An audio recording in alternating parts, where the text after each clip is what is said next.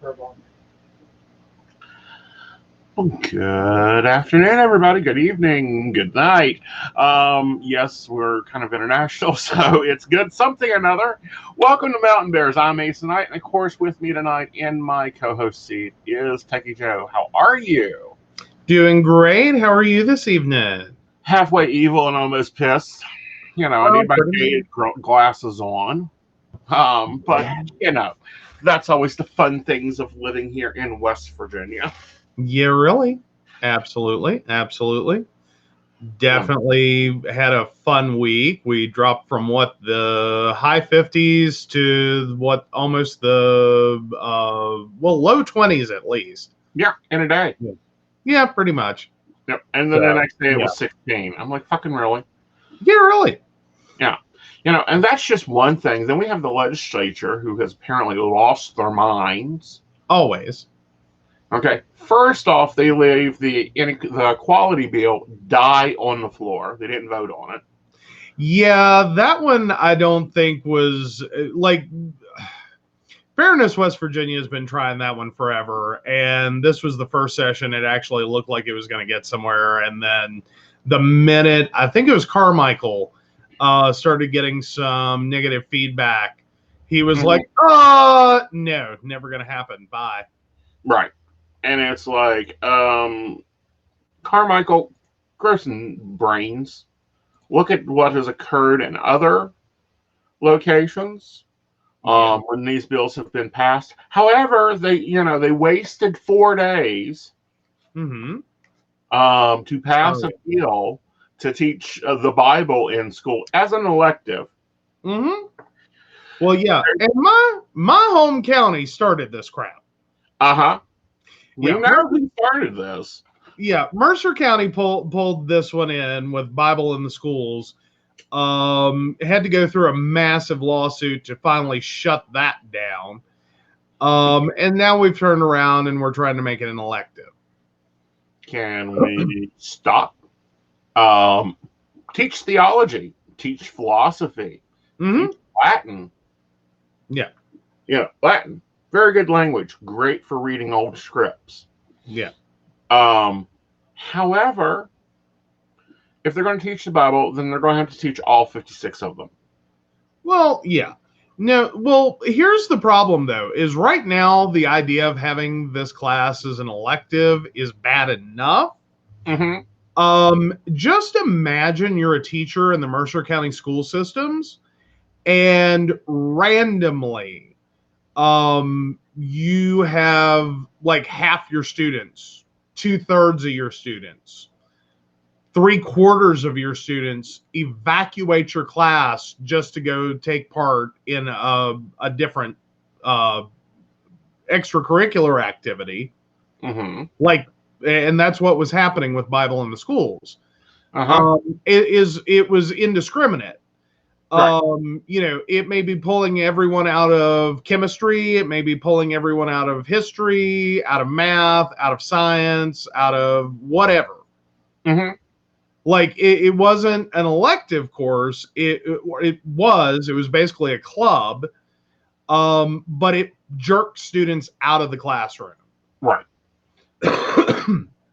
I mean, it's almost like, to me, being from Mercer County, having it as an elective is actually like the step closer to a right direction. Closer. Like, dumb idea still, but closer. Well, I think it violates one of the main tenets of the Constitution, which is the separation of church and state. True. But it was also, and that was the whole Bible in the Schools program debate, and why Freedom from Religion Foundation stepped in on that one. Right. I believe it was FRF. If not, it was ACLU. I can't remember. Stepped in on that one, pitched a total fit, and finally got it shut down. Because effectively what was happening is a lot of people felt peer pressured into taking it.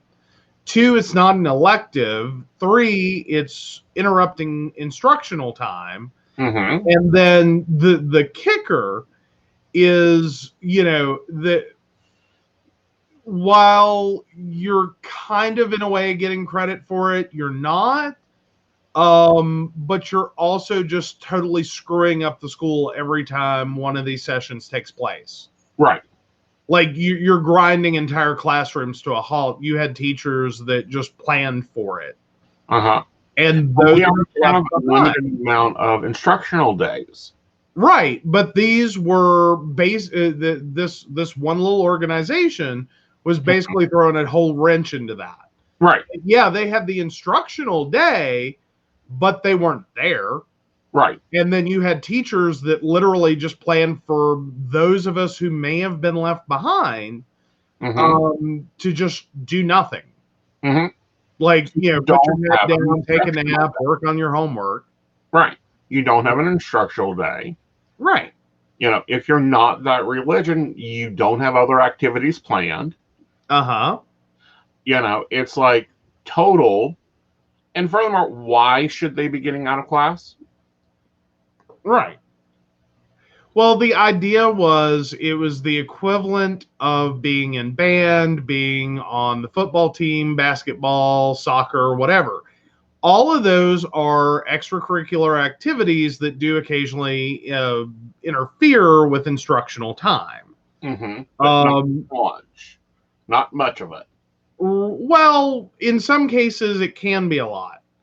Like if you end up playing, football, basketball, soccer, all of the sports, and then double whammy, you join band, you pretty much spend the whole year, or choir, you spend the whole year getting called out of class to go do this, go do that, go do this other thing. Right. Or cheerleaders especially were notorious for getting stuck in that trap because the cheerleading team effectively did everything for everyone, and then could also end up with the double whammy. I know our band director hated every time someone did it, of joining both band and cheerleading. Right. And she was always like, choose one. But not only that, but here's the thing. I was a pep squad. We were still responsible for our work and had to keep our grades up. Right. Okay. These programs, they're not required to do that. Oh, you've got that. Okay, go do that. Because it's treated like a little club. However, fine, give up your lunch break. Not going to school, lunch break. After school. Club. After school, like any other club. But no, it was always just a mess. Right. And it kept getting worse. Like, it really did. At first, it was, the whole Mercer County school system was kind of heavily Christian influenced. Like, we started in kindergarten, we lined up and did a prayer before lunch. Yeah. Yeah. Should not have occurred. No, it shouldn't have. And that was the 80s. Yeah. It was just kind of nuts. And like it just kept devolving from there. Like it started out as like a little thing that occasionally pulled us, students out of class, a little like infrequently. And then I know by the time we graduated, it seemed like it was at least monthly that this was happening. Right. So then you turn around and you start to think about it. If someone is playing sports in band and doing this, like when are you ever in class? Right. It's like, and we had students that were like, when are you ever in class? Right. When are you leaving for this time? Like, and teachers starting to get really exasperated with it. Like, where are you going now? Right.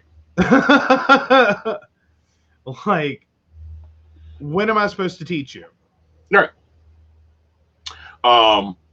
But my response to this whole thing is, I already have the curriculum. I already teach it privately. Let me know what day in September you want me to show up. Well, there you go. I'll be happy to teach Wicca 101. I'll be happy to teach a year and a day program. Mm-hmm.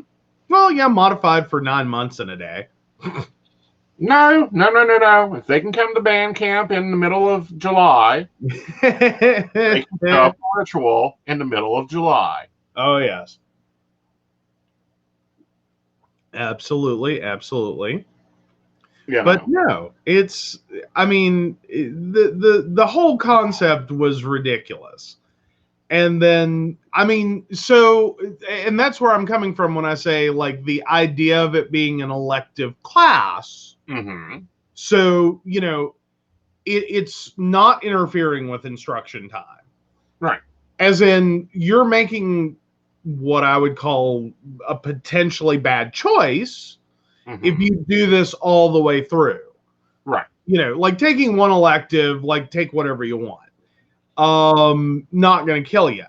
But if this is where you're using all of your electives, is to go be part of this club, then that's kind of a problem.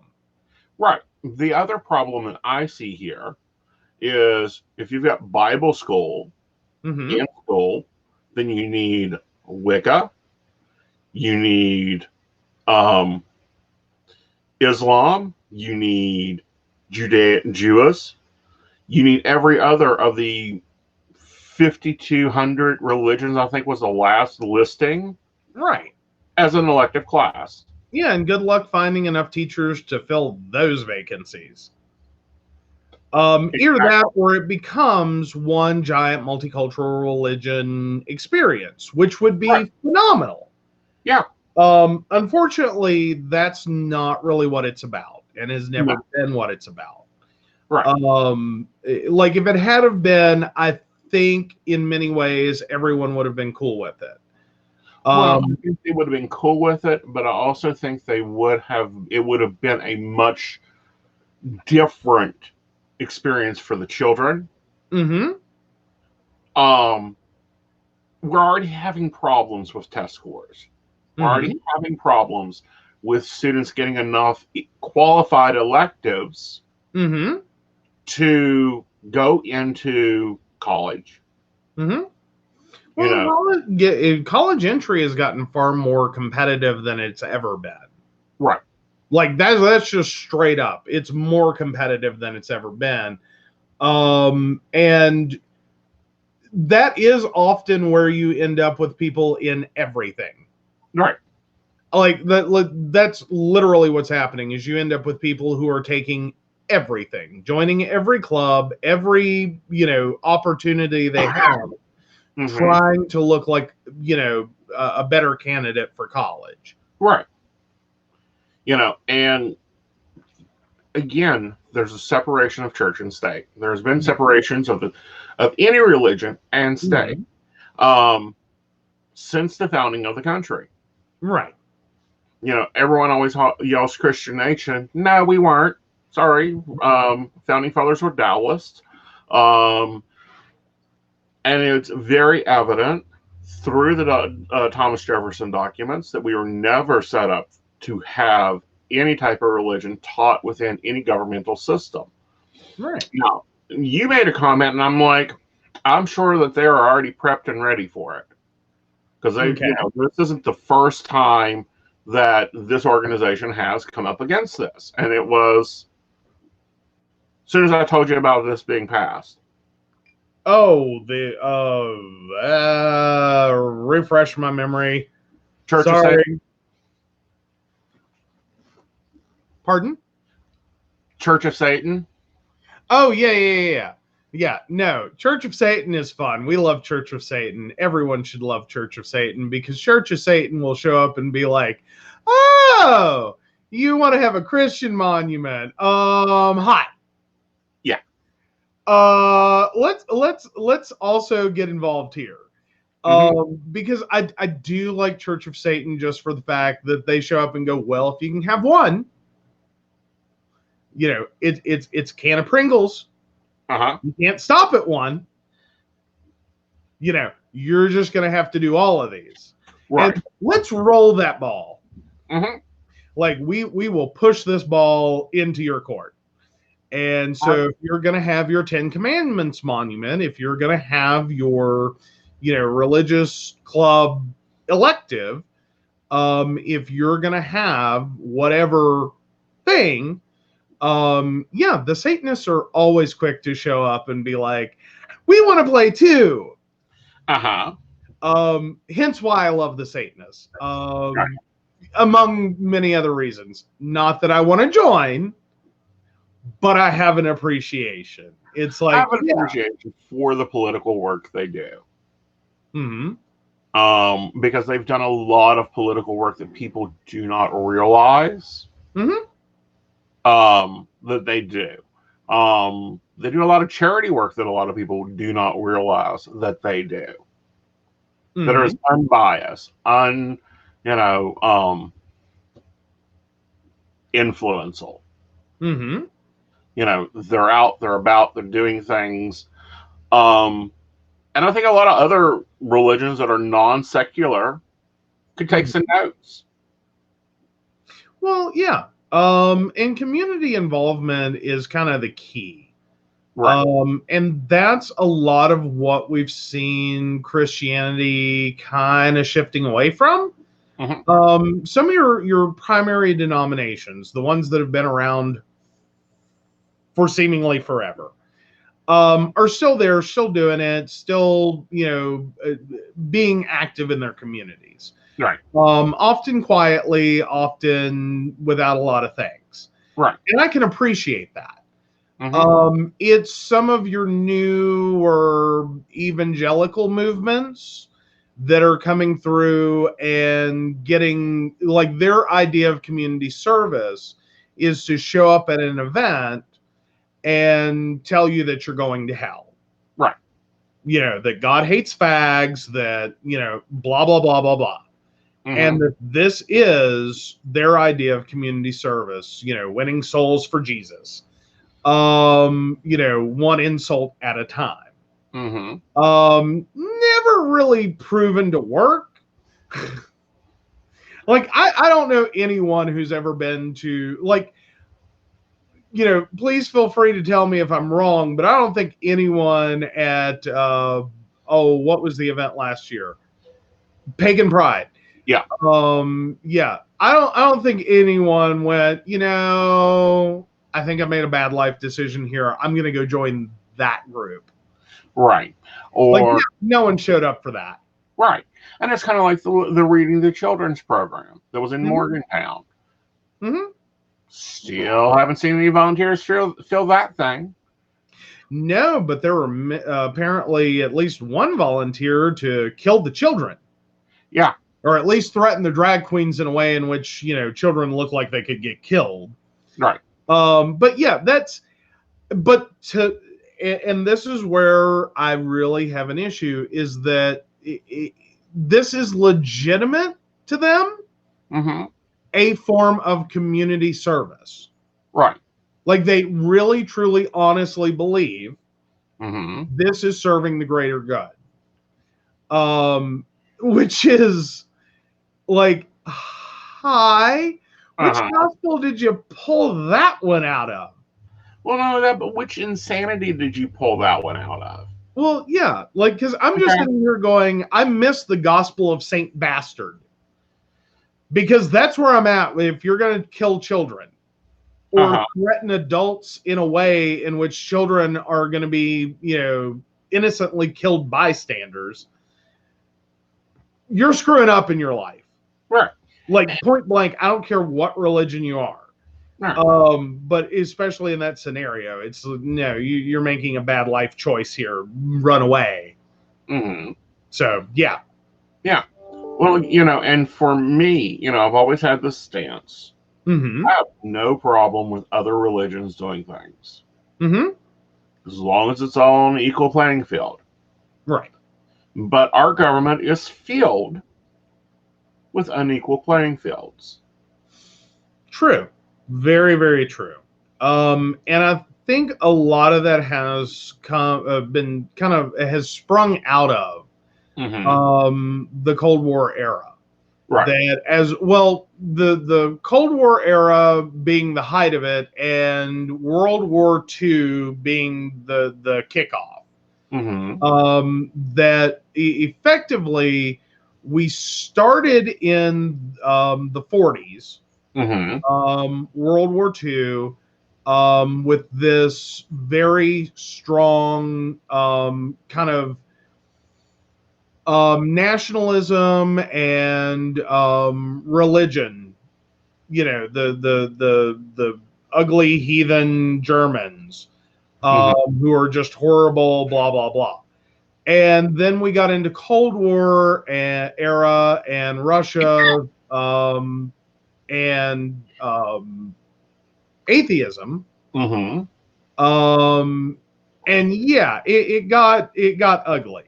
Right. Because timeline wise, as much as we want to, or as we see these groups really want to cling to the, you know, one nation under God, the in God we trust, really prior to those events, the only thing that we had as a national comment on God was in the Constitution, and that was endowed by their creator. Right. That's it. That was what we had. Right. Everything else was added. Right. And was effectively propaganda in a war or perceived soon to be war situation. Right. And, you know, we keep seeing that, you know, and our lovely vice president has a lot of that problem. And our current president, like, why is Paula White in the White House? Honestly, I think it has less to do with Trump's personal religious feelings and the ability that both large religious organizations like evangelicals have become. In addition, basically, it's stoking his base. Right. The this is where we're at. Well, its her rating numbers were up. I think if it had been anyone else, right, he would have drug them in there. Now, granted, I would have liked to have seen, you know, one of the more funner ones brought in. The more funner? Yes, there are some. Okay. What is her name? She writes all the books. She's the one that started the prosperity ministry. She copies my hairstyles. Do you know who she is? She's on every morning, every station. I know who you're talking about. I cannot think of her name. Right. Joyce. But yeah. No, there's Joyce Myers. There you go. Yeah. I think she would have been a funner one to watch. As much IRS problems as she has had. While that's true, I think though she's a little more intelligent about it. Like I get that in some ways she's selling a load of crap, but I think it is well-intentioned load of crap, and it's at least like she knows there's a limit, right? Like she knows you can go like this far with it, and then once you get here, you're done.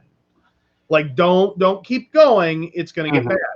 Because, and I say that in comparison to Paula White, right, who did her whole, you need to donate 10% of your gross income to me, or, you know, God's not going to bless you. Right. And all at once, like in January. Yeah. And it's like, who can do that? Who? Not only that, and these are comparisons of the two. I like Joyce Myers for her life coaching skills that she uses, for her women empowerment that she uses. And I can actually sit through her sermons and not get mad. Yeah, I never have been able to do that. Yeah, like I've run across a few, like you occasionally end up in the waiting room with the TV stuck on a channel. Our college was notorious for that. And yeah, she was one of the ones that it's like, I just lost my appetite. Like, Yeah. I can't sit through it. It's like, will you please stop? Like, someone please turn the channel. Like, please. You know, I don't think she's a bad speaker. I don't think her heart's in the wrong place. Right. But it's very, I don't know what it is. It just gets infuriating to me. Okay. That, you know, while she's not doing the constant never-ending money bag. Right. I mean, she sort of is. She's always got a product that she's selling. Right. But I'll accept that. You know, at least like there's a something. Paula White, just send me money because you should. Right. This, you know, there is a product. And while I may not agree with the product, while I may find that it's more than likely going to offer false hope and false promises, at least there's a physical good exchange. Right. You know, that, and again, I think a lot of it is at least well intentioned with her stuff. Mm-hmm. And yeah, I've read some of her books. I've had to because of my metaphysical studies and stuff like that. Mm-hmm. But her stuff is sound to a point. If you wash out the dogma, yeah, okay, the prosperity, positive affirmation, the, you know, empowerment of self-will, the get off your ass and go do something energy. Mm-hmm. I can stand behind that. I can stand behind her charity work that she does. She was one of the first ministers to step up and go, oh, no. That $1 million we got in the bank account is hitting Haiti. Mm-hmm. Like, either write the check now or I will for you. Right. Well, and again, those are things I can appreciate. Right. Like, that's the side of it I appreciate. But I still don't want to sit and listen to it. Right. Whereas with Paula White, there's just no good there. No. Like, there's no good there. She is the equate to, oh God, what is his name? The one that takes his coat and knocks, you know, down his actors. Fire and brimstone. Can you be more specific? You're describing a few. Oh, he's one of the older ones. He's like Jimmy Swaggart age. Oh. Jerry Falwell. Do I know? Jerry Falwell. Well, now he passed. His son is running the church. Well, good. Yeah. Both of them useless. You know, and it's like the other one I have problems with because it has a mega church and literally everywhere but there, and it was because of their grading of their, you know, they wanted their building to be graded certain height, was flooded and no one would let him in. Joel Osteen, I know that one. Yes. But no. Let's back up to Falwell for a second. Before Paula White, he was a big part of the 2016 elections and ultimately gave his endorsement to Trump. Right. So, yeah, the Republicans have been courting very hot and heavy with the evangelicals for a while now and have really pulled a lot of people into the circus. Right. It just seems that Paula White is the one that, you know, totally jumped on board. Well, I think she jumped on board for the clout. Partly, yes. Partly, I think it was she doesn't have any limits. No. Because it was even said in 2016 that when Falwell was having to try to, you know, do this, process and announce his endorsement of Trump, he looked like he had glass in his mouth. that and a lot of accusations flew around that because that was right about the same time that everything was coming out about the spa resort and the boyfriend, pool boy, hookup, whatever. So all of that was kind of swirling around. Right, and still yeah, well, it's still swirling around, but it ultimately, like, everything about his body language in that situation was like he got pressured into doing it. He didn't want to. He didn't want any part of this. He knew this was crap. And yet, right, showed up and did it. Right. And I think that with all of that being said about him, that's when the Trump campaign immediately moved on to let's go find someone else. Right. Like, find me a puppet. Right. Find us someone that we can sit here and say, you need to go on stage and say this. You need to go and show up and do this. Right. That will show up and just be like, okay, that's cool. What do you need? Yeah, but it's just ridiculous. Some of the things that they pull off, some of the things that they do. And then what aggravates me is the community there just goes, oh, okay. Like, I dare one of West Virginia's school board to say there's not a qualified teacher in West Virginia to teach another religion other than Christianity. I'll be like, hi. Yeah, see, here's the federal curriculum that I designed and put together and wrote that was taught in the prisons. Right. And here are my 7 other fully vetted teachers that can come and do that. Yeah. No, and I don't think it's really about that. It's not even at that level. Basically, this is a majority minority, go along to get along, or at least it was, again, in Mercer County, kind of situation.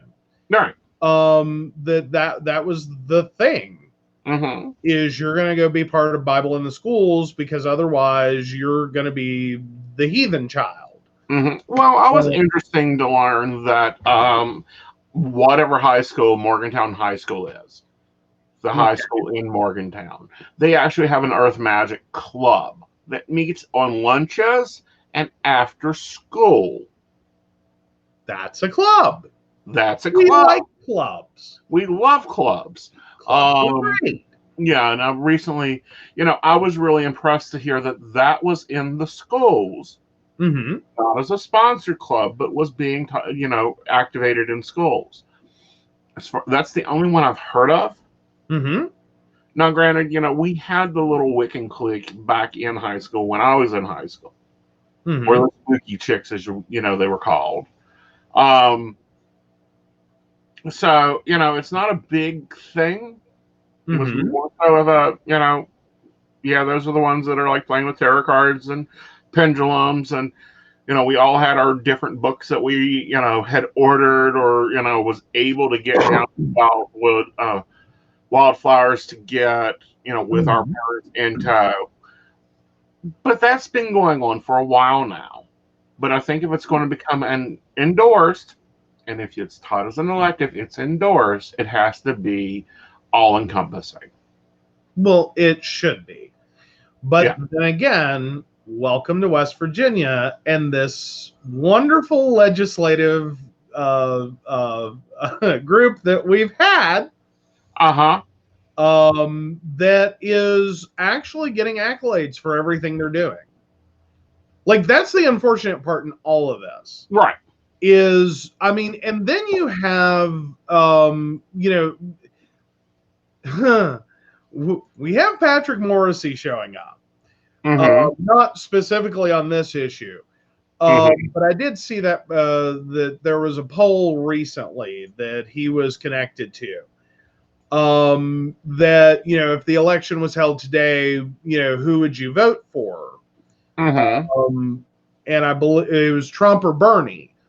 And then went into this whole like anti-socialism, we're going to become, the next Russia. Like it went all over the place. Right. And I mean, it was just garbage. But it was a close poll. Like, and it was put out there mostly for his Republican followers, and just so happened to get shared out. And yeah, it was still tied up at like 52-48, like when I voted. Right. But again, well, what I'm not liking, Mm-hmm.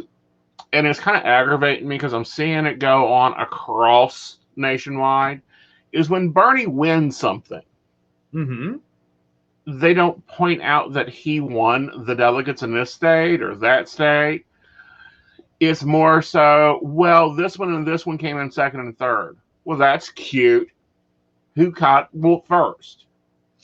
Right. And some of that has to do with the fact that technically Bernie Sanders is not a Democrat, but would be the Democrat candidate.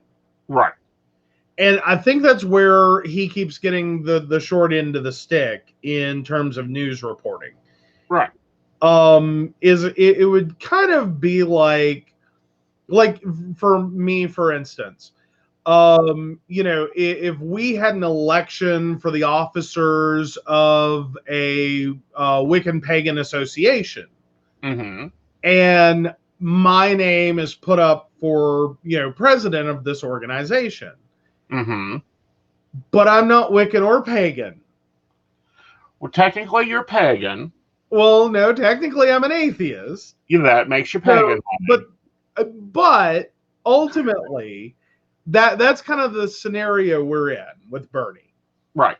But no, atheist gets grouped in with pagan, and the reason for that is they are non-Judeo-Christian. I can understand that. Yeah. Never really thought about that. Pagan.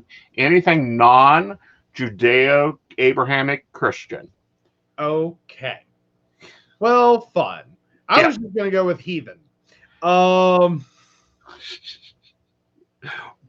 And heathen's a whole different religion on itself. I've got a list of providers for that. They would happy to come in November to teach in West Virginia. Well, there you go. But no, I mean, I just like that's where I've been at.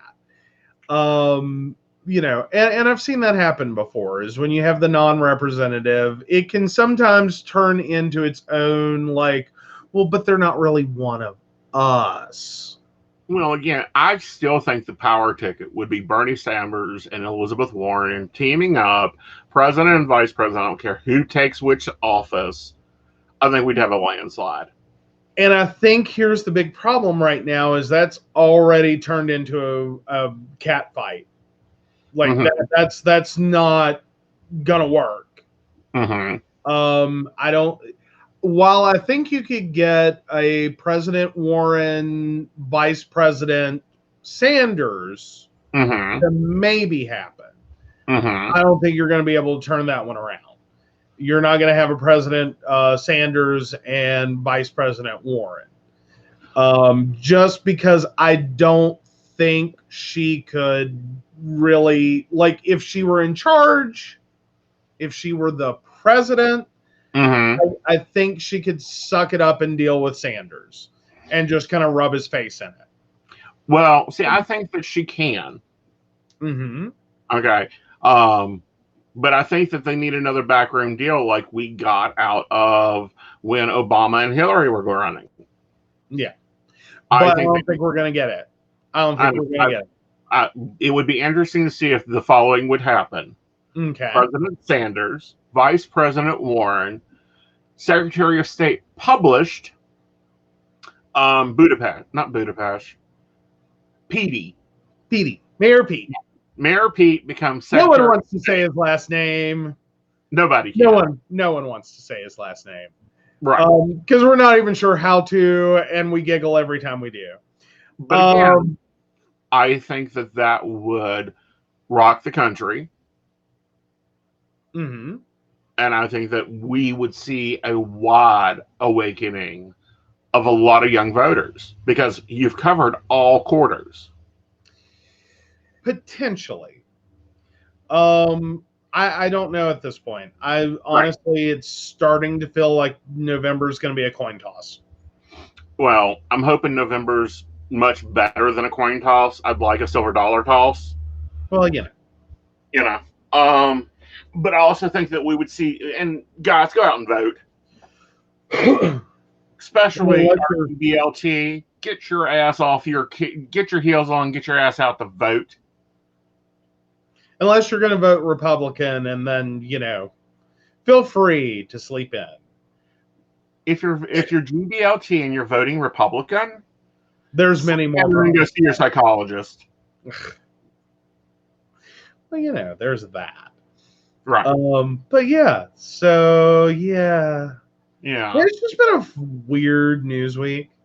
Well, it's been a weird news week, but a lot of it kind of hit us weirdly, because we normally go off of news that hits our news feed or is, sent in to us.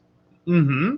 Our next topic hit us in the middle of, where were we? Walmart? In line? Oh, yes. The Science of Gender? Yes. Yeah, that was Walmart.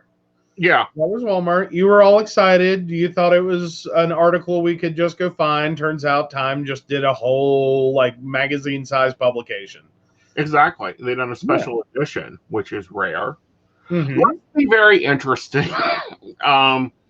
It shows a lot of story, because I went and found it anyhow. Mm-hmm. But it's their March issue, and it really talks about this new generation not being fearful of having to fit into the mold. Right. And it looks at the scientific study, which is matching a lot of what I have been saying. Mm-hmm. When it comes to gender, when it comes to orientation, they're actually finding it on a biochemical level. Well, and I think we're also kind of experiencing this. Again, we have that. I think, honestly, we're kind of returning finally, we're coming full circle. Mm-hmm. I think we're now socially kind of about where we may have been in the 1920s. Right. Before everything went kind of crazy. Right. And we ended up with a lot of power being ceded over to religion, and religion suddenly, abusing that to, tell everyone how to go live. Right. I think we're coming full circle on that. It's taken 100 years, but I think we just popped back. Right. So I think what we're actually seeing is, at least, and granted, there's really great science behind it. Mm-hmm. But I think we're almost seeing we tried this. We tried this deep puritanical, second dark ages kind of thing. Mm-hmm. And it didn't work. Right. And I think that's often what we end up seeing, is because it's a pattern that's repeated through history. Right. Is we kind of go through the what's generally considered a decadent age, followed by a dark age, followed by okay, well, that was a bad idea. Let's get back over here. And then it just kind of ebbs and flows. Right. But that's societal. Now the science is actually coming out to show that, when it comes to gender, that it's not one gender. There's multiple than two genders, and that it's more of a spectrum. Right. And see, Indians have had 3 to 4 genders, depending on the area, for a while now. Mm-hmm. And that's been part of their culture. Right. Well, in a lot of ways, gender really has kind of always had a lot of nuance to it. Mm-hmm. And it seemed like there have been different parts of history in which what you would think would be a massive problem, to be non-binary, wasn't. Right. Like society was okay with it. Like whatever, go be you, go do whatever you want. Just and it's always been this kind of either. Well, it's mostly been a religious influence that's attacked it. Right. And they know, is Adam and Eve, not Adam and Steve, not Adam and they, kind of mentality. Right. That has popped back in and driven everyone back into a closet. Right. That kind of occurred during the Victorian era. Well, there's been a few. Yeah. There's been a few runs of this. Right. That have happened through history. And it's always, it always tends to either be because of religion, we suddenly take on a different idea of, what, again, depending upon the area, like relationships, and heterosexual, homosexual, pansexual, bisexual, whatever, that we take a different approach, or it's been the time period was less religious, and these things became more acceptable. That, okay, we're done with religion for a while. This is a real bummer. Right. Well, but also I think that it's not all religion.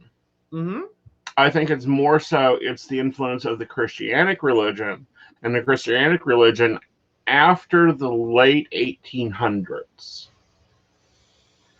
For the most part, yes. Yeah. Because like some of the different time periods that, or at least one of them that pops in my head is like when you think in terms of ancient Rome. There was kind of it was a party. Yeah. Like ultimately is what it sounds like, is it was very sexually open, etc. Right. There was a lot of openness. Right. And some of that seemed to have more to do with religion. Right. Instead of being okay, no, we're running away from religion. Right. It was a celebration sort of humanity. Well, not only a celebration of humanity, but a celebration of human, a celebration of nature, a celebration, looking at the Roman time period in general, up until Constantine, it was do whatever, but, take care of what you need to take care of. The religious holidays was spectacular. The temples were gorgeous. And we really did not have a lot of religious indicative gender problems up until we began getting the Constantine became a problem, and then the Hunts. They were the ones that really pushed this new agey cult thing and caused instability in Rome. And so Constantine had to go and find a political factor, i.e. religion, to stabilize. Well, and then you also have considerations across different social statuses. Because just realizing that up until roughly the 1800s, marriage wasn't really a thing. No one really cared.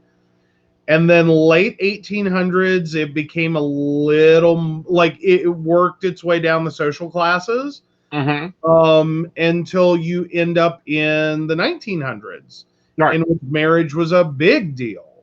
Right. Much to everyone's shock and awe, it was a bad idea. Well,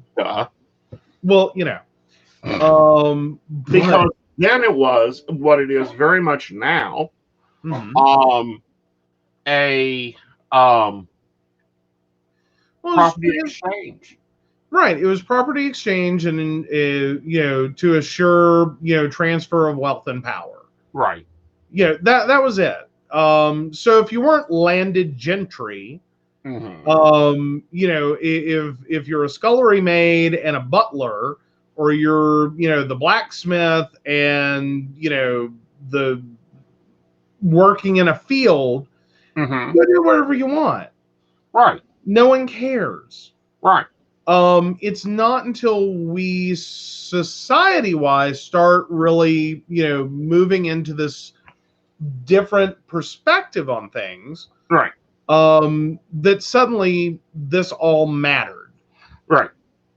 of who was doing who and who was doing what and who was married and who wasn't, and who, even if you didn't have property, Right. your spouse became your property, Right. at least in some mindsets. Right.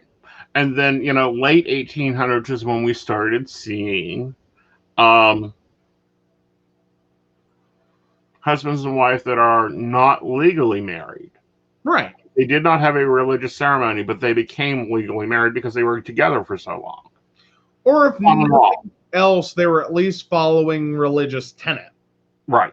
Of, man and woman, blah, blah, blah. Right. But still, unless you were someone of great notoriety, mm-hmm. what you did is what you did. Mm-hmm.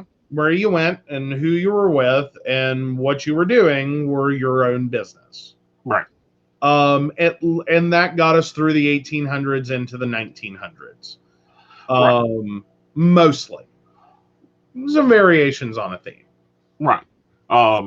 And then, then we look at the early 1900s, which is how Victorian times, mm-hmm. That's when marriage became a thing.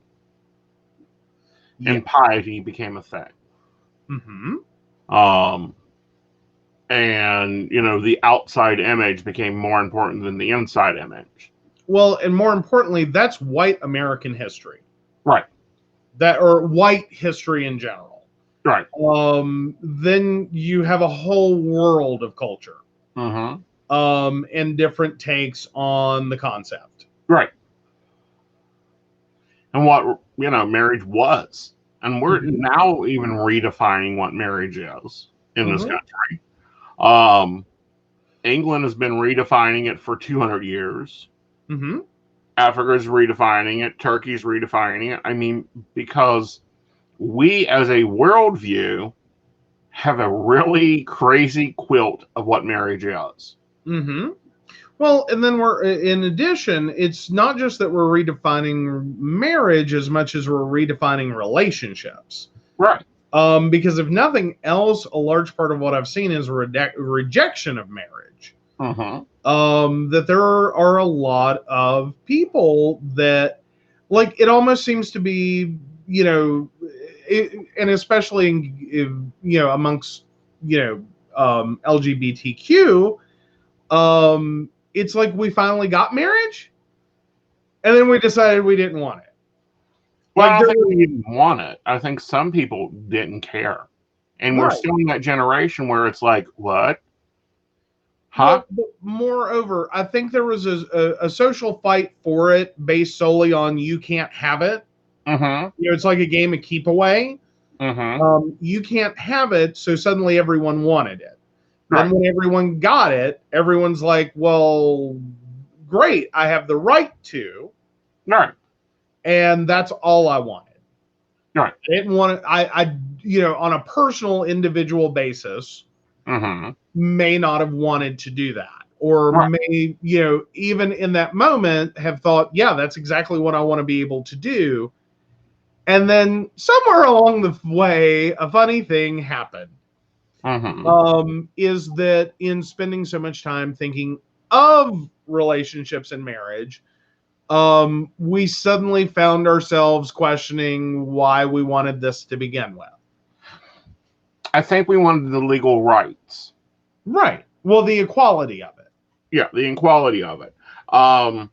Which what we got technical marriage, Mm-hmm.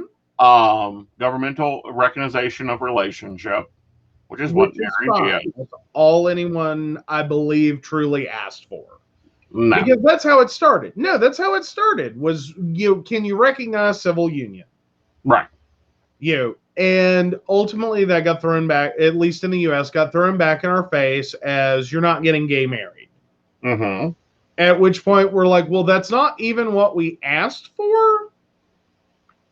We just want a way to transfer property and wealth from, spouse to between, a monogamous pair. Mm-hmm. That doesn't involve adoption. Mm-hmm. Or a complicated series of never-ending paperwork that has to constantly be updated depending upon whether you did it the right way, as was later determined by a court case in this state or that state or this other, Mm-hmm. Right. And what we got. Mm-hmm. Now, granted, I've got a different view on it. What we got wasn't what all we wanted. Didn't incorporate all of the community. No, it didn't. No, it didn't. We got a watered down version of, okay, we'll give you the same. And it's like, no, you gave a quarter of our community the same. Well, or a chunk of it, yes. Yeah. And ultimately left a lot of people out. And then again, funny thing happened on the way to getting that is we also had a social shift with polyamory. Right. Creating a whole different scenario. In which, okay, what do you do if you're more than two? What do you do if, your more than two isn't, an equal-sided shape? Right. It's not 4 or 2 and you're all in one big relationship, or one big series of relationships that all knit together nicely. What if you're in this kind of molecule structure? Right. The polycule of different branching ideas, right. Or different branching relationships. And I think that's most likely where we're headed to next. I don't know that that's happening in the next 5 to 10 years. I wouldn't be surprised if it started, because a lot of poly community is starting to really, come out and say, hi, we're here. And we're sick of this crap. Right. Because we're right, like that segment is right where, at least LG was. Right. Just on monogamous relationships. We have that in order to do that, you have to create a complicated series of paperworks, and it's going to be a never-ending update depending upon what happens where, according to who, and what your better tax benefit is, and depending upon inheritance laws and yada yada yada yada yada yada yada yada yada yada. Yeah. And so but that segment is just starting to come to grips with being out. Right. So I would call it more late 60s, early 70s LGB is right where that's at. Right. Is this first notion that I'm not damaged goods. Right. And we don't have to hide, and you don't have to, and I don't care for the shows now, but more than two. Oh, what is that other one? Sister Wives. We're starting to see that mid-'80s recognition of polyamory that we saw when Ellen was out. To a degree, yes. Yeah. Though I would honestly say that we're kind of at the stage that, and Matt, I believe it's Matt Baum, has a YouTube channel, and he kind of looks at like gay history in cinema or at least in television. Right. Polyamory is still in that comic relief, train wreck, joke, disaster area, reality TV. It's getting recognition, but not taken seriously. Right. It's not always like happy polycules. Right. Who work well and don't have a ton of drama don't make good television. No. They're looking for this real world reality television, what is the Drunken Housewives one? All the Drunken Housewife ones. Housewives of Miami, Orange County, wherever. It's just this constant never-ending train wreck of things going on and played up for the camera, and crew is instigating things and kind of pushing different stuff around. And to me, that's not really being taken seriously yet. That is just kind of showing up and being exploitative. That's where it is now. Right. And that's late 60s, early 70s gays in television. The only real serious take for the 60s and 70s of gays in television, oddly enough, one of the earliest trans drag queen, we're not really sure, was All in the Family. Then followed by Maude, and then we kind of morph into the Golden Girls generation of television, in which more seriousness was being paid and more respect. That we're people too. But no, I wouldn't say the polyamory is there yet. It's getting there. And then because we're starting to get what is it? Modern Family now has a throuple on it. We've got Logo TV and RuPaul's Drag Race that's had a very famous throuple, in its casting, and some talk about that. And then we have the other branching thing of transsexuals popping out and changing and redefining what that means. In general, starting to get some rights and starting to want to look at things and bringing up some very good topics. Like the fact they were completely friggin' excluded. And have been for decades from, they're under the LGBT umbrella, but not really. Yeah. We're still over here fighting for LGB, and it's and we got the T's over here. They're showing up. They're coming to meetings. Thank you for being here. You really fill out the group. And that's kind of it. Right. And that was a big part of the marriage debate. Is that was solely, almost predominantly an LG side of the coin. Didn't really address B. And T's we got what out of this? We're still just trying to get driver's licenses and figure out where we can pee without getting killed. Right. And but at the same time, I think that both those issues have been brought to the forefront. And it's a change of generation. Well, true, but the other side of that is, will the LGB stick around for the T side of the umbrella? Right. Or, in many ways, it seemed like a lot of people went, well, we got marriage equality, we're done. And we got everything. We have everything. Right. Everything we wanted, so now we don't have to protest anymore.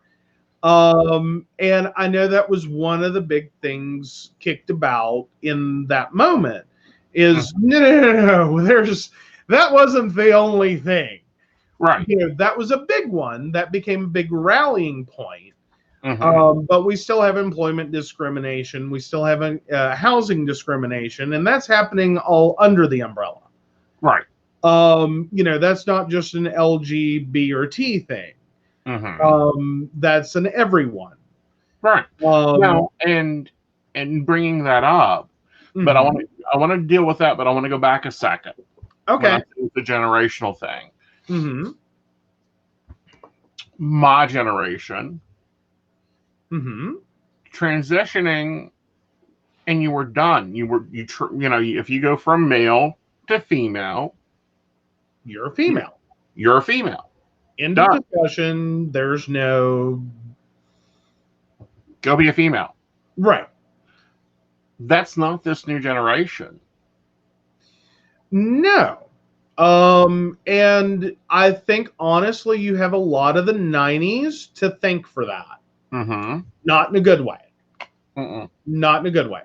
Right. Because in the '90s, it became trashy daytime fodder. Mm-hmm.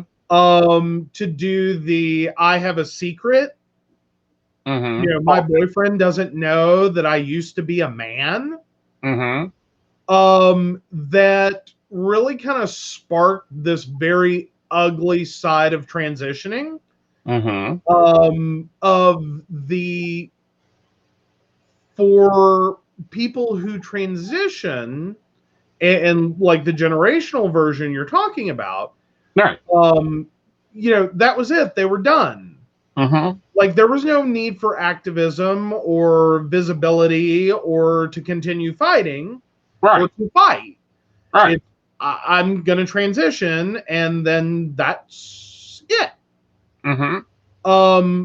Versus, we kind of entered this like ugly talk, daytime television thing, Right. turned it into like this, poor dumb sap doesn't know he's been screwing a dude.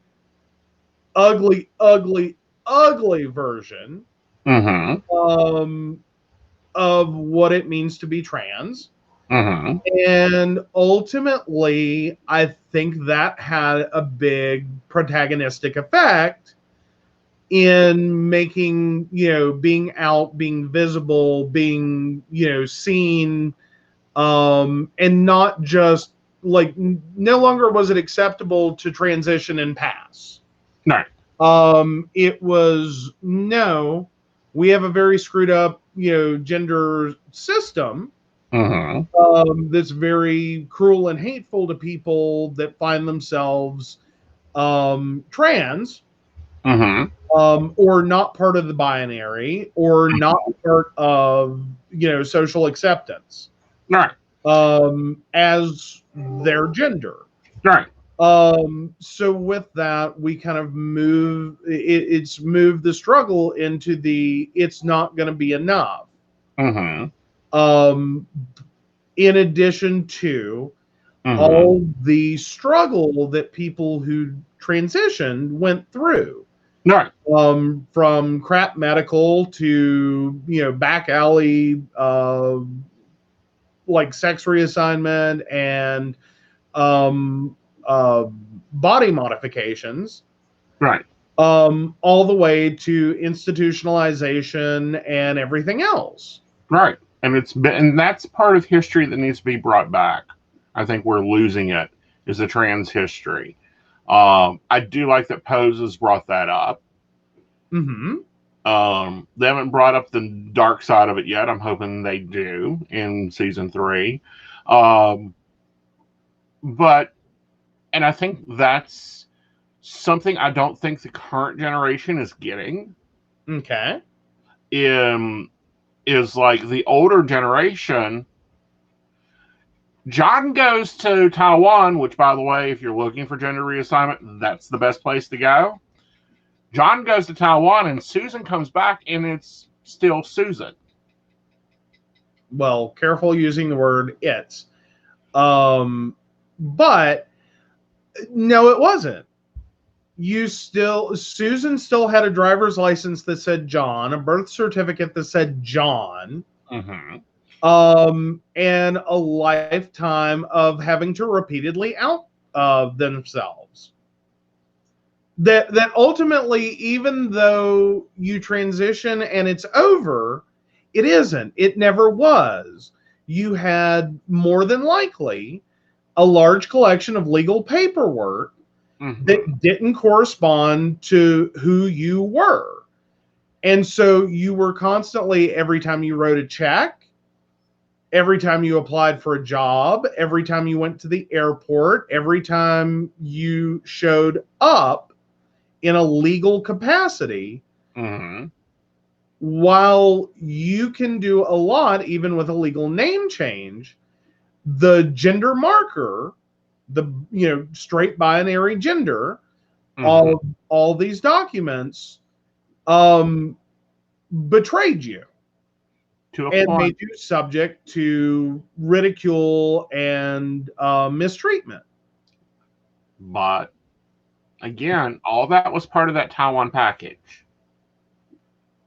Like, they had people that took care of the documents. There was agencies in LA that got all the birth record, the new birth certificate, the new assignment paperwork, all that done back in the mid-90s. That's why it was $150,000. But that was then. And then, now that's different. Now you don't have to fly to Taiwan. Right. You don't have to go to Mexico. But more importantly, never should have. But actually, well, and while that may have been an option for some, that wasn't necessarily an option for everyone. Right. Being trans is not, so to speak, an affliction of the affluent, of people that have, it's not a privilege problem or a privilege, issue. Trans occurs all throughout socioeconomic status, and there were lots of people that struggled for lack of resources and lack of ability and lack of privilege. Trans of color, especially, that and I know that kind of really gets into I can't even think of it right now. Intersectionality. The layering effect of privilege, race, gender, on down the line, and how those can be ultimately more repressive. In terms of closing off avenues and abilities. But forgoing that conversation, that ultimately ends up in a situation where, yes, if you were affluent enough to have $150,000 to go do this, yeah, that was an option. But if you didn't, you were more likely to end up homeless, unemployable, and potentially civilly committed. That's basically, at least cinema-wise, kind of the premise of Sordid Lives and Better Than Chocolate. Well, not entirely better than chocolate, but it is part of the story arc. Right. As well as Tu Wong Fu. In those situations, kind of, taking, while a little creative license and making some very good movies, Mm-hmm. Sordid Lives and Tu Wong Fu being extremely funny. Mm-hmm. Whereas Better Than Chocolate has a little humor, but ultimately everyone just feels so, or at least I did, I felt so uncomfortable. Mm-hmm. Like having, like, and the irony is I started with Better Than Chocolate and then saw the other two later. Right. Which may have been the order they came out in. It was. But no, and then if you really want to get into it, there's Priscilla, Queen of the Desert. All of these deal with, I know there was a trans character in Priscilla, Queen of the Desert. She was not just a drag queen. Mm-hmm. That wasn't just a bowl of, I'm an erotic pills. That was hormones. Yeah. And a lot of other medications. Yeah. But a lot of that had to do with she wasn't a drag queen. Mm-hmm. She was a woman. Mm-hmm. So again, there's a lot of things that have happened to people without the privilege to go and transition in a physical, legal, medical sense. Right. And do the, John leaves, Susan arrives, Mm-hmm. changeover. Mm-hmm. There are a lot of, and still are a lot of people that struggle with that. Mm-hmm. Making the full transition if they so choose or if they so want. Mm-hmm. That's not always quick and easily viable. Mm-hmm. But sorry, that's just kind of an issue for me. It is an issue for you. Mm-hmm. That's what I'm saying. This is for a lot of us a new issue. Okay. Because older generations, if you're presenting female, passable or not, you're female. In many instances, yes. But again, there was massive challenges to employment, housing, and showing up in any legal capacity. Mm-hmm. That while I can understand, talking about like in a social situation, Mm-hmm. like purely social, you can be, so to speak, whomever you wish to be.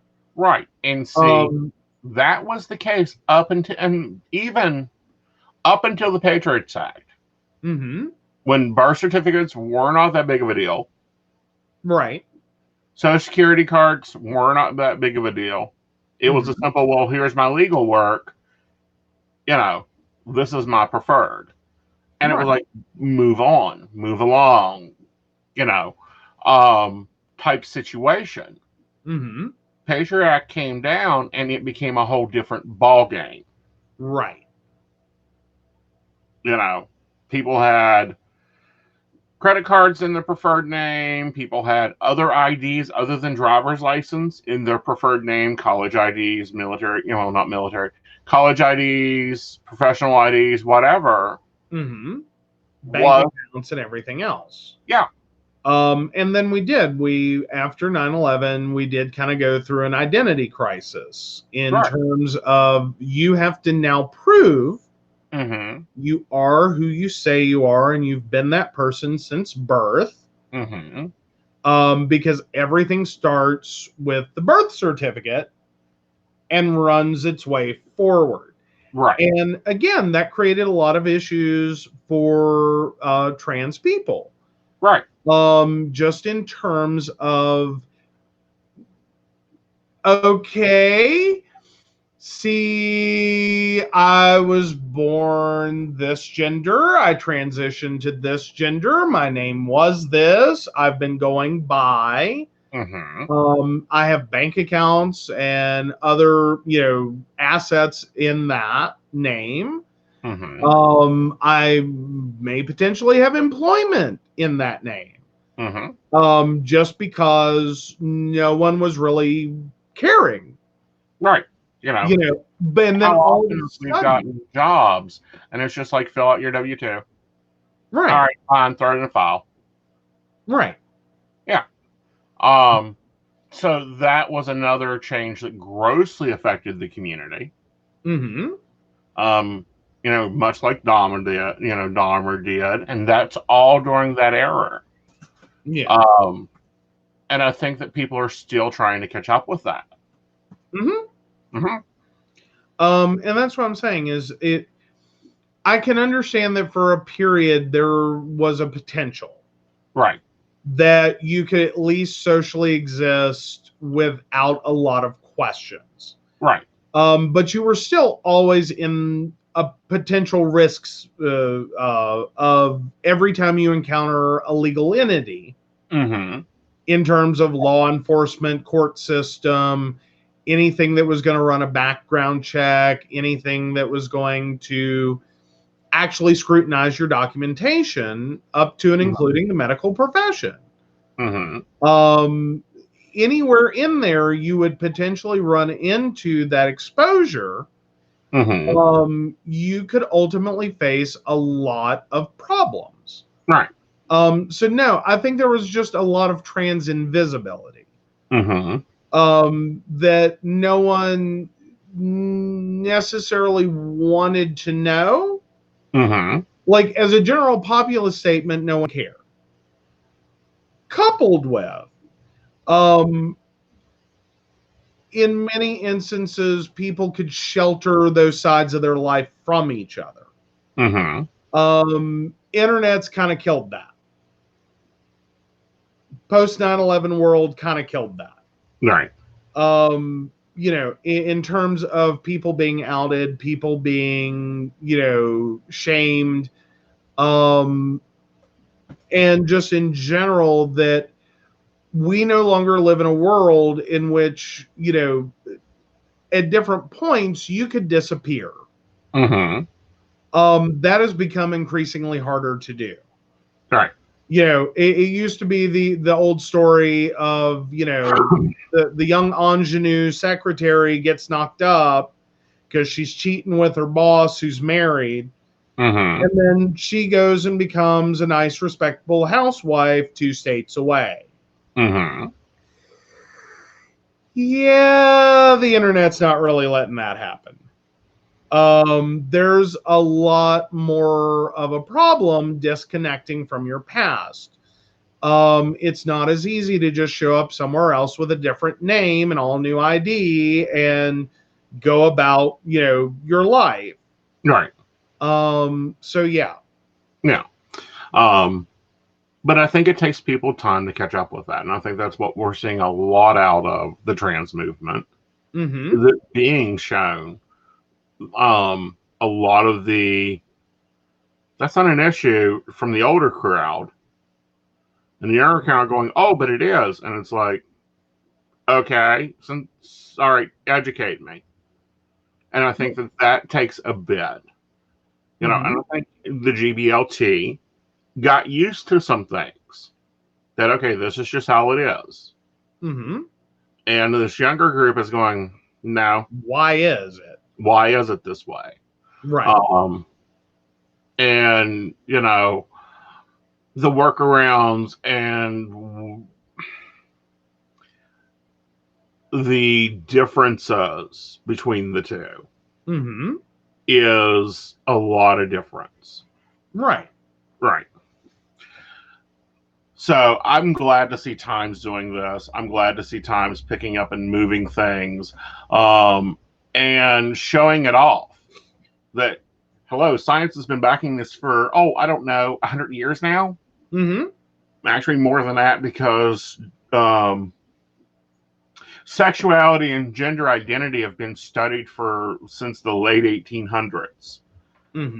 Some of it was seen as crockpot science. And that's where we got a lot of the things like women become nurses and mothers and, this, and men become this, and this. It was that study view thing. So I'm glad to see them expanding that.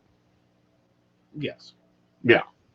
Battle of the Sexes, basically, Not really battle of the sexes. It was more battle of the genders. There we go. Yeah. All right. Well, that's about it on that one. Now, we covered this topic on the Psychic Coffee Shop. But now we're starting to question if there's a global turndown looming as the countries struggle with containing the outbreak. Mm-hmm. We're seeing the stock market respond here because now we have serious problems. Well, we're having a lot of issues crop up all over the world, and meanwhile, we are not necessarily I don't want to say motivated, that's the wrong word, but we're not necessarily organized for this. Mm-hmm. Like we thought we were. We thought we could handle, and contain and quarantine and stop this level of a disease. And at least on the US and the CDC side of things, it looks like this is all turning into a disaster. Right. That,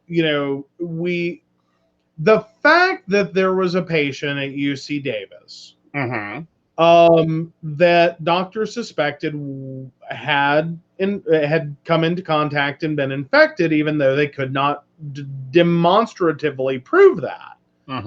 And the CDC refused to test, is a great big red flag. Yes. Of we have a problem. Yeah. If you're going to withhold testing and not believe like I understand if I'm like as Joe Public, no, I shouldn't be able to go and request a test from the CDC just because think I might have been exposed. Right. But when you have licensed medical professionals and you're going to ignore them, that's a major red flag. Like they are telling you, we are pretty sure. Yeah. This is what this is. Can you please test and confirm? Right. And that's their job. That's their job. Well, right. And in that situation, it's more so going to be, or it's indicative of there's going to be a massive struggle here to get everyone on the same page as to when and who should get tested at what stage, at what point, if we're going to leave all the testing up to the CDC. Right. And the CDC is not going to me, behave in a rational manner. Right. That, if Joe Public walks in and is like, I want to test for coronavirus. No, get out of here. Like, go see a doctor. Right. But when Joe Public goes to the doctor, the doctor's like, yeah, pretty sure you got that. Like, you're ticking all the boxes here. But the doctor can't order a test. The doctor can't turn to the CDC and go, hi, I have a patient.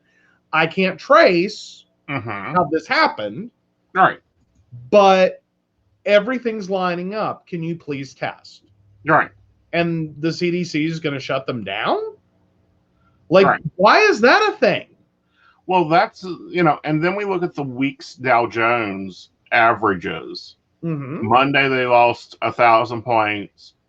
Tuesday, almost 900. Wednesday, they kind of slowed down, which Wednesday trading is low.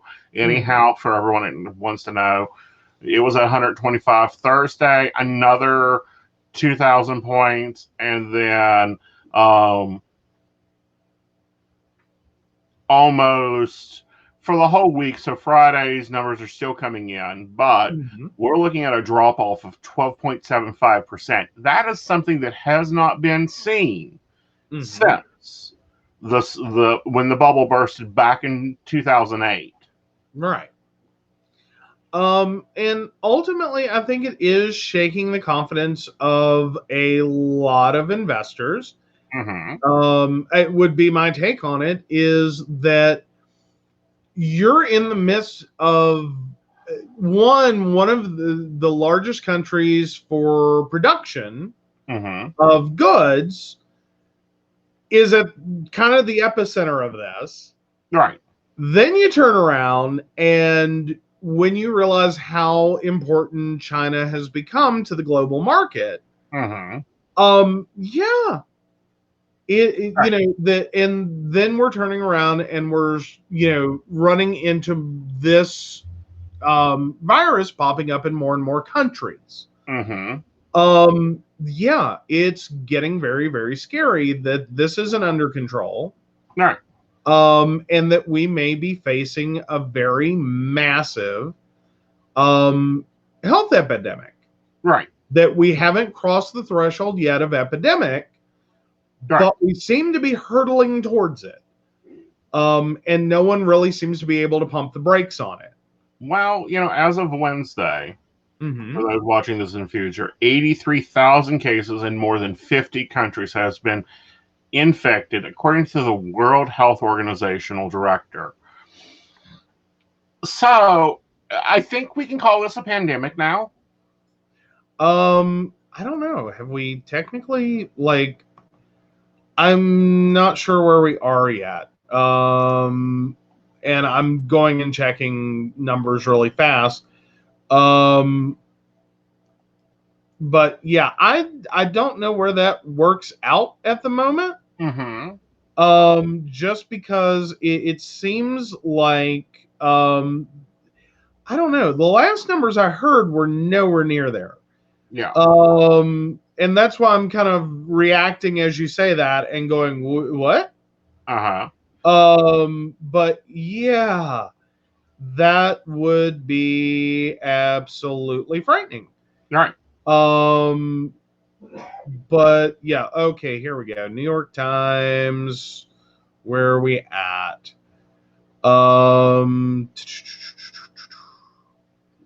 Oh, come on.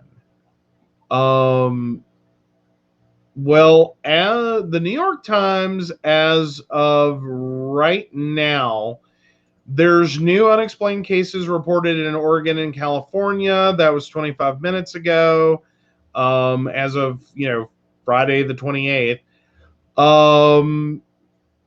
And let's see. Okay, in South Korea, Italy, and Iran, the countries with the biggest outbreaks outside China, the governments reported more than 3,500 infections on Friday, and we are now at 84,000 infected and 2,900 dead. Right. Good God, that was not the last numbers I saw. Right. Yeah, so at this point, it seems unstoppable. We're definitely bracing for the pandemic. Mm-hmm. Yeah, because I think at 84,000, yeah, good God. Yeah. So I'd say for China, it's definitely an epidemic. For the world, it's hurtling towards a pandemic. Right. But yeah, wow. I'd missed that. Yeah. I thought we were still in the low you. thousands on total infected and just in the hundreds on the deceased. Right. And those were the original numbers we were getting on last Tuesday. Well, earlier today, I saw Facebook actually sending out warnings and check the CDC and different ads hitting my Facebook, which I think is great that some of the larger social medias are kind of kicking in here and going, oh, ho, fine. You don't want to educate? We'll educate. Mm-hmm. Well, but we're also running into a situation, and I did see that pop up, is which one is it? Let me look real fast. There was a thing about I think it's Pat Robertson, our lovely favorite member of the 700 Club.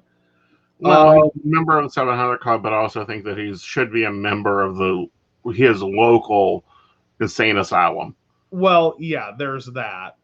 But apparently, it's now going around that colloidal silver, like they're basically trying to hawk colloidal silver for this. That it not only prevents, no, is not Robertson, Sorry, Really? I got it wrong. Yeah. Because his normal prescription is to pray for it. Jim Baker now trying to hawk a colloidal silver product. It's basically snake oil. It's patented nano silver solution or purified silver, ranging in price from $80 to $300. Basically cures everything. HIV, venereal disease, coronavirus, etc., etc., etc. Yeah. That's been going around the new age community for centuries. Well, but here it is. I know. What I'm saying is colloidal silver water has been hawked around the new age community for a century at least, if not two. And for those listening, do not take colloidal silver water in large amounts. You will turn blue. Your liver will shut down. It is a heavy metal. It's just like taking mercury. Right. Don't do it. Do not do it. But that's the situation we're in right now. Right. And it's because we're not getting information. Well, and more importantly, in a global sense, is everyone's beginning to panic. Right. And so, of course, panic breeds scam artists. Right. Because fear motivates selling. Like, you think sex is good, you try scaring the crap out of people. But let's just cover a few things that I have seen, hawked, created, sent along over the century that we do not even know what cures coronavirus. We haven't got a cure yet.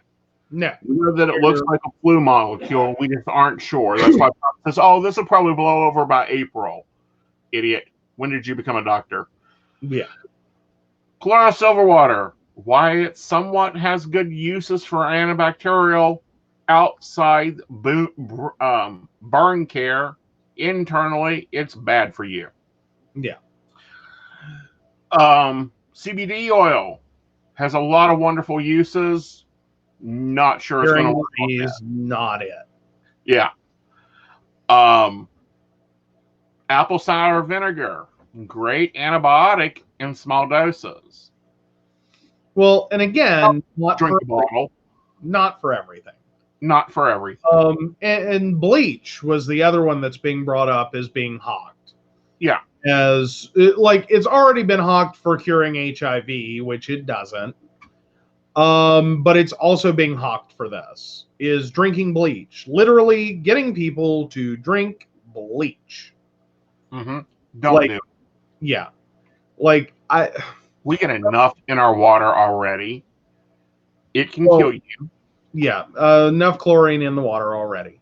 Yeah. But no, it is just unbelievable that I don't want to necessarily say that people are falling for it, but that the fear is getting this ugly so fast. Right. Yeah. Elderberry syrup, great cough syrup for the cold. Right. Cinnamon, great for the cold. Whiskey, wonderful for the body. For the cold. This is not the cold, people.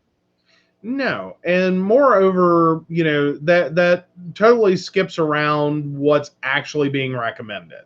Right. Which the only effective treatment right now is prevention.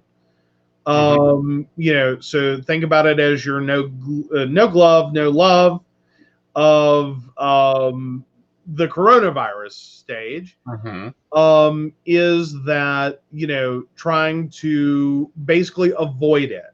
Frequent hand washing, making sure you're cleaning common surfaces with antibacterials. In that sense, yeah, bleach, very helpful. Or Lysol, or vinegar. Right. All those are lovely things in their areas, not in your body. No, not in the body. Just because it works outside of the body for surfaces does not mean you should ever ingest these things. Right. Again, I hate that people are getting that panicked this quick. Right. Trying to, save themselves. Solely because right now it seems like there isn't much stopping this.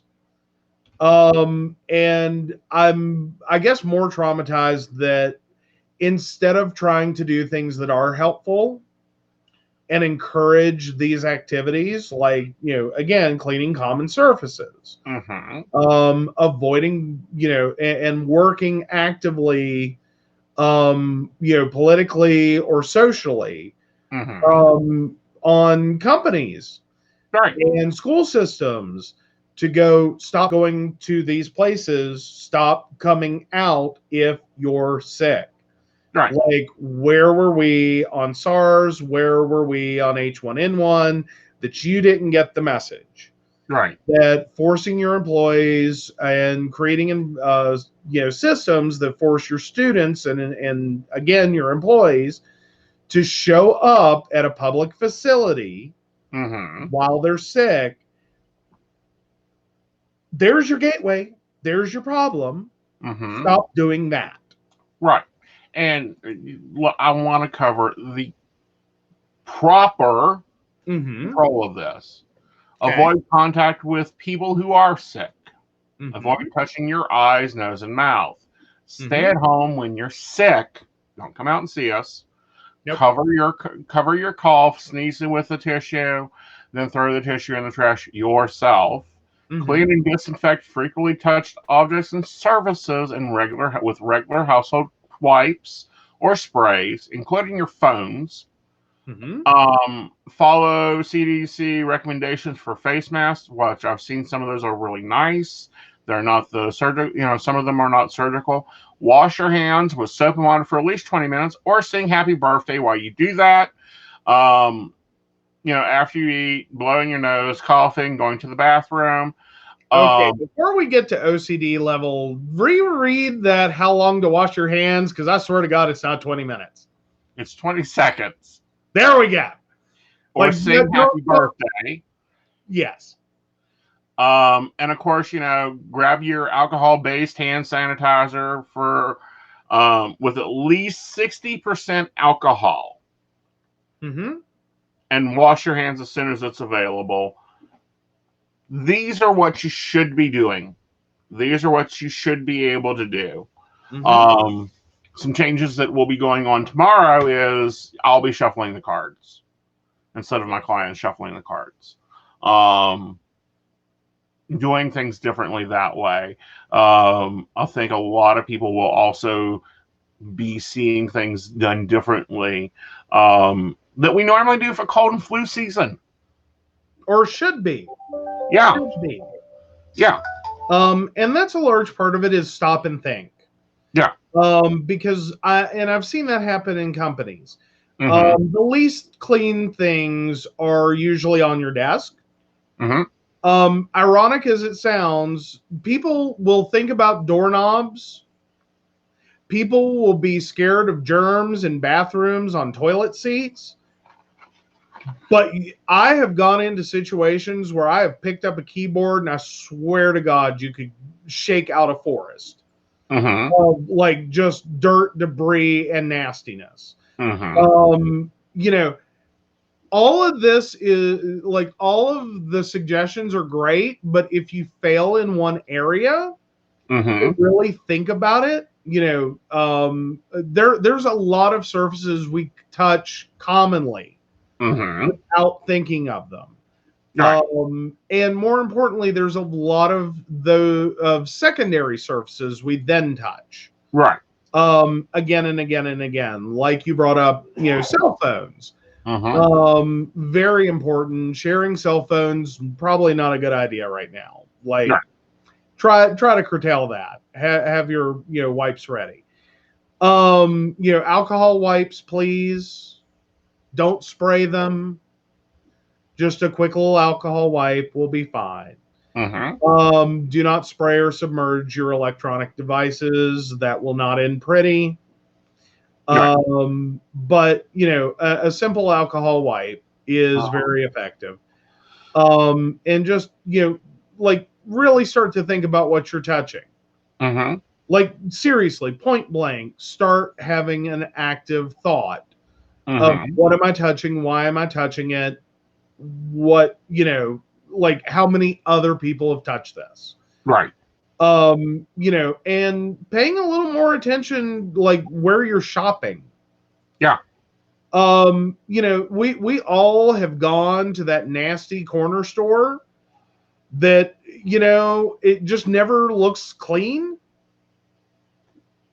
Now's a good time to avoid that one. Yeah. Like start paying attention to your businesses and what they're doing. Right. If the business looks nasty, there's a good sign. Don't get your food there. Yeah. And wash your vegetables. Yeah, find another restroom, or maybe just don't go in. And wash your vegetables. This is one of the common things people forget. Yeah, absolutely. And now probably, well, and additionally, also maybe reconsider, buffet style foods. Right. At least for right now. Just because, sneeze guards are great. Little kids don't get it.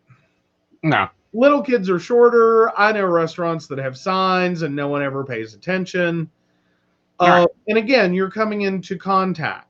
There's shared utensils. How many people in a day touch them? How often are they getting swapped out? Probably not, because realistically, unless you're talking about latex nitrile or the polypropylene or whatever they are, the polyvinyl clear gloves or the plastic gloves, material gloves, if nothing else, are just absorbent. Right. But the last time we had this in the late 20s, ladies began wearing gloves again. Victorian era, they wore gloves, and they fell out into the 1912, 1915 fashion. Then they came back in fashion and stayed from the late 20s, 30s, 40s, and up to mid 50s of wearing gloves. I wonder if we'll see driving gloves again. That might be interesting. I don't think we are. I really don't think we are. I don't see that happening. Now, is there a possibility we might see some form of like a latex or a vinyl glove? Maybe. But I really don't think people are going to get behind it. I don't. We'll see. Yeah. No. But no, that's what set off the glove entree. And that literally just fell out during the late 60s were the gloves. And wearing gloves outside your home. Well, for non-formal events. Right. Like, I think you'll see gloves stick around through all the formal stuff, but outside of that, no. I don't see it happening. I think that will be interesting. I think it'll be interesting to see what this pandemic has on an effect socially. Because every pandemic, every major disease thing has an effect on the way we dress, the way we do fashion, the way we do clothes.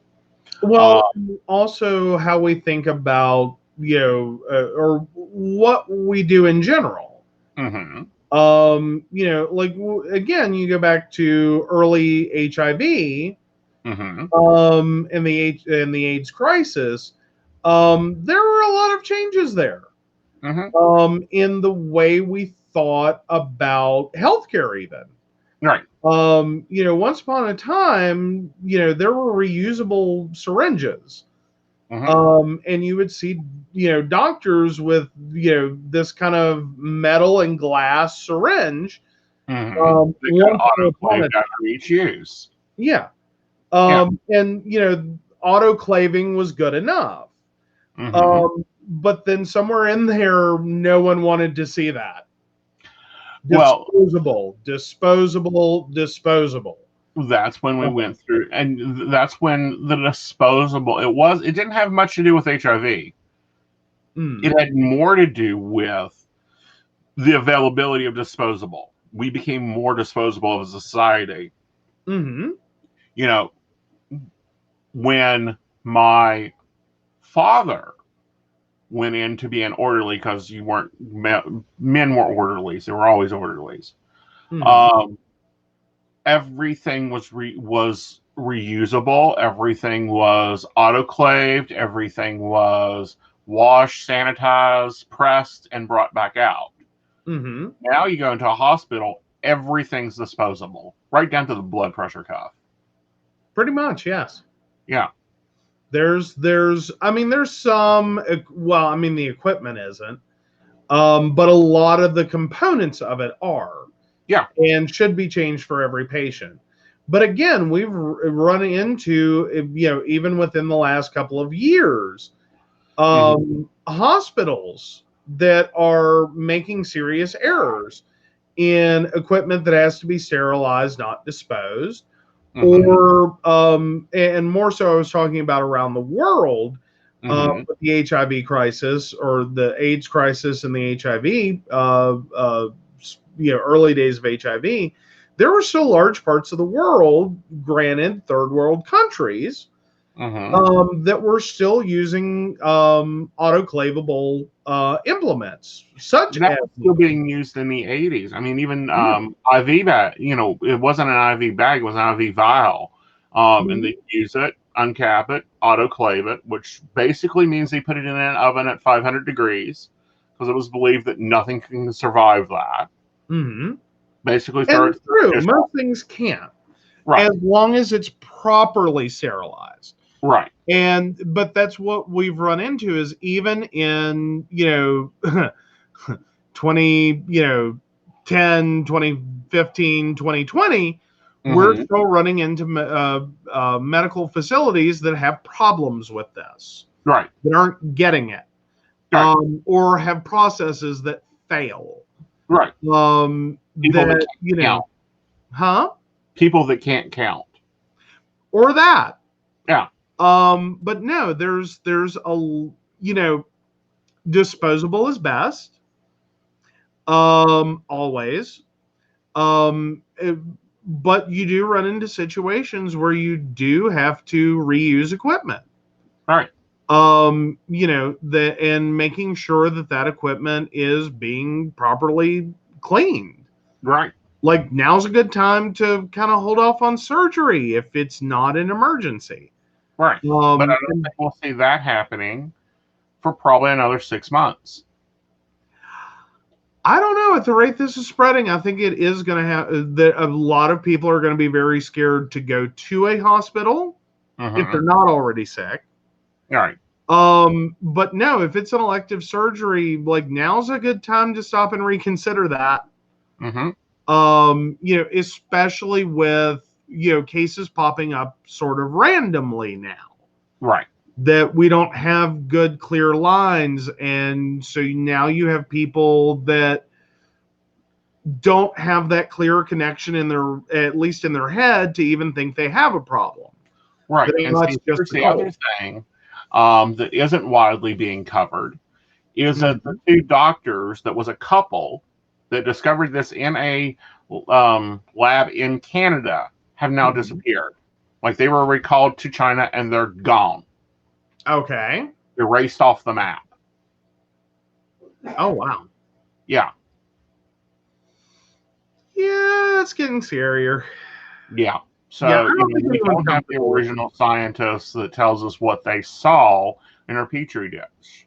Or, and China has never been forthcoming when they have a disease pop out of their country. It's a little bit like, exactly what's going on here. But no, double check your sources. Double up your cold and flu stuff. Preventative measures. And we'll see you on Tuesday. Now, we're going to be down at Crystal Lotus for Psychic Saturday tomorrow. We got an early day going tomorrow. Yeah. Because we also have a team meeting. But we'll be at Psychic Saturday. Joe will be around kind of emceeing everything for me and doing his lovely assistant hat, business manager hat, keeping me Vanna Whiting. Yeah. And I'll be giving readings. Now that's $20 for the first 15 minutes and $1 after that per minute. We also have Tennille Spencer giving massages and Christina Dolan doing Reiki. So it'll be a very busy, cool day for you at Crystal Lotus. We do this once a month, normally the last Saturday of the month. And then Sunday, I'm off to Morgantown to teach Wicca 101. So that'll be fun. And he'll be doing his chauffeur act. Yes. Yeah. Yeah, we need to get you a Bobby. Do I wear? Huh? Many hats. Many hats do I wear? Yep. So, guys, have a great weekend. Relax. Take care of yourself. Eat your vegetables. Drink your hot beverages. And be safe. Have fun. Good night, y'all. Good night, Joe.